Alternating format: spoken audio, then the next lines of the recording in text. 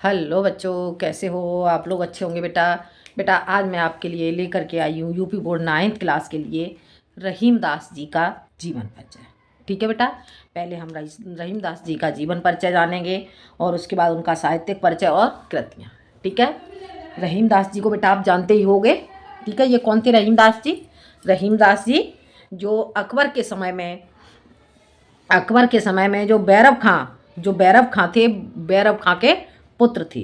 ठीक है, ये कौन थे? ये बैरम खां के पुत्र थे। ठीक है, तो देख लेते हैं, आज हम इनके जीवन परिचय के बारे में जान लेते हैं। रहीम का पूरा नाम अब्दुल रहीम खान खाना था। इनका रहीमदास जी का पूरा नाम क्या था? अब्दुल अब्दुल रहीम खान खाना। अब्दुल रहीम खान खाना। ठीक है बेटा, और इनको खान खाना नाम की उपाधि किसने दी थी? मुगल सम्राट अकबर ने। ठीक है, तो जान लेते हैं। रहीमदास जी का पूरा नाम अब्दुल रहीम खान खाना था। इनका जन्म सन 1556 ईस्वी में लाहौर में हुआ था। इनके पिता बैरम खां मुगल सम्राट अकबर के संरक्षक थे। अतः रहीम की शिक्षा दीक्षा बहुत अच्छे ढंग से हुई। इन्होंने संस्कृत, तुर्की, अरबी, फारसी और हिंदी भाषाओं में उच्च कोटि की योग्यता प्राप्त की। आगे बेटा समझ में एक बार फिर से देख लो। रहीम का पूरा नाम अब्दुल रहीम खान खाना था। इनका जन्म सन 1556 ईस्वी में लाहौर में हुआ था। इनके पिता बैरम खां मुगल सम्राट अकबर के संरक्षक थे। अतः रहीम की शिक्षा दीक्षा बहुत अच्छे ढंग से हुई। इन्होंने संस्कृत, तुर्की, अरबी, फारसी और हिंदी भाषाओं में उच्च कोटि की योग्यता प्राप्त की। ठीक है बेटा, आगे देखते हैं।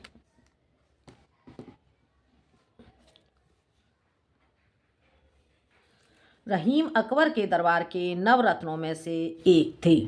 रहीम अकबर के दरबार के नवरत्नों में से एक थे।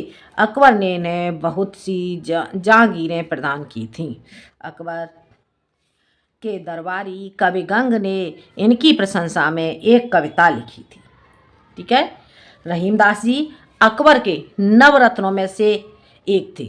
ठीक है, अकबर ने इन्हें बहुत सी जागीरें, अकबर ने किन्हें? रहीमदास जी को। अकबर ने रहीमदास जी को बहुत सी जागीरें प्रदान की थी और अकबर के दरबारी कवि गंग ने इनकी प्रशंसा में, इनसे प्रसन्न होकर के, इनकी रचनाओं से प्रसन्न होकर के इन दरबारी कवि गंग ने इनकी प्रशंसा में एक कविता लिखी। इस पर प्रसन्न होकर रहीम ने इनको 36 लाख रुपए पुरस्कार में दिए थे। आगे समझ में? इससे प्रसन्न होकर रहीम ने इनको 36 लाख रुपए पुरस्कार में दिए थे। अकबर इनसे बहुत प्रसन्न था।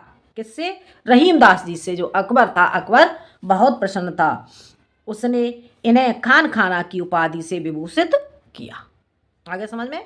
अकबर ने इन्हें खान खाना की उपाधि से विभूषित किया। अकबर की मृत्यु के बाद गद्दी पर बैठने के बाद इन पर राजद्रोह का आरोप लगाकर कारागार में डाल दिया गया। आ गया समझ में? अकबर की मृत्यु के बाद जो शासन, जो गद्दी थी, गद्दी पर किसे बिठाया गया? जो रहीमदास जी थे, रहीमदास जी को गद्दी पर बिठाया गया। और जो इनसे जलने वाले थे, ठीक है, जो इनसे जलने वाले थे, उन्होंने इन पर आरोप लगा दिया और आरोप लगा करके इन्हें कारागार में डाल दिया। ठीक है, कैद से छूटने के बाद रहीम ने अपने सुख दुख दोनों पक्षों का अनुभव प्राप्त कर कैद से छूटने के बाद रहीम ने अपने सुख दुख दोनों पक्षों का अनुभव प्राप्त कर उन्हें अपने दोहों में अंकित किया और सन 1627 ईस्वी में इनका स्वर्गवास हो गया। आगे समझ में? रहीमदास जी ने जो भी सुख और दुख सहन किए, उन सुख और दुखों को इन्होंने दोहों में क्रमबद्ध रूप से अंकित किया। ठीक है, और सन 1627 ईस्वी में इनका स्वर्गवास हो गया। ठीक है बेटा, ये था इनका जीवन परिचय। और अब जान लेते हैं बेटा हम इनका साहित्यिक परिचय। ठीक है, तो देखते हैं हम इनका साहित्यिक परिचय।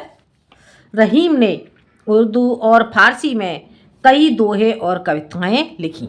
रहीमदास जी ने उर्दू और फारसी में कई दोहे और कविताएं लिखी जो प्रेम, जीवन और आध्यात्मिकता पर केंद्रित हैं। जो प्रेम, जीवन और आध्यात्मिकता पर केंद्रित हैं। रहीम की कविताओं में भक्ति और सूफी प्रभाव स्पष्ट रूप से दिखाई देता है। आगे समझ में, रहीम की कविताओं